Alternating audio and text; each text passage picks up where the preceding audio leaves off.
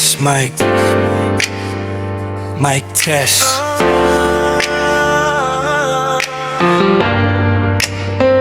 Para sa mga taong biglang umiinit ang ulo, biglang nagtatampo kahit wala ka namang ginagawang gulo. Pero sa kabila ng lahat, sila rin yung taong marunong magmahal ng totoo. Salitang madalas na igabit sa mga babae, kapag biglang tahimik may bagyong paparating sa huli. Wala ka pang ginagawa, may salak ka na agad. Parang bawat kilos mo may kasunod na paglaglag. Sinong kachat mo? Simpleng tanong lang naman, pero bakit parang investigasyon na walang hanggan? Kada galaw may issue, bawat tingin may duda. Kahit simpleng emoji nagiging problema. Nagkukwentuhan lang kayo, kaayos pa ang tono, bigla na lang lalamig parang may paparating na unos. Kanina masaya, maya-maya iba na ang anyo. Parang may switch na pinipindot sa bawat emosyon. Minsan iniisip ko kung saan may mabibiling gamot para sa topak na kibilis sumabog at pumutok. Pati aso pagseselosan, grabe kung tumingin. Kahit tahol ng kapitbahay pinaghihinalaan din. Pero teka lang, iba magmahal ang may topak. Kahit makulit, minsan puso nila'y hindi plastik at kupas.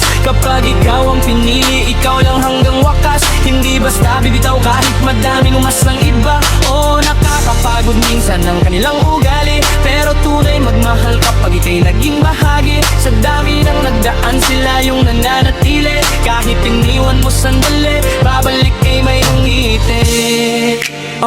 Minsan hindi mo maintindihan kanilang nararamdaman. Tahimik lang saglit pero may dinadalang dahilan. Mga salitang maikli pero mabigat ang laman. Bahala ka pero gusto lang naman lambingin. Paminsan may tampo na di masabi kaya galit ang labas. Nagiging mataray kasi ayaw lang masaktan. Takot silang maiwan kaya sobra kung magbantay. Ayaw nila maranasan ulit ang dating ilang buhay. Kaya kung magmahal sila, todo at walang preno. Ikaw lang ang laman ng mundo nila at isip nila mismo. Kapag may problema ka, sila unang sasalo. Kahit sariling luha nila'y itinatago. Hindi ka lolokohin kahit madaming umakit. Hindi ka iiwan kahit maraming masapit. Sa mundong puro laro at puro panloloko, may topak man sila, totoo naman ang puso. Pero teka lang, iba magmahal ang may topak. Kahit makulilit, minsan puso nila'y hindi plastik at kupas. Kapag ikaw ang pinili, ikaw lang hanggang wakas.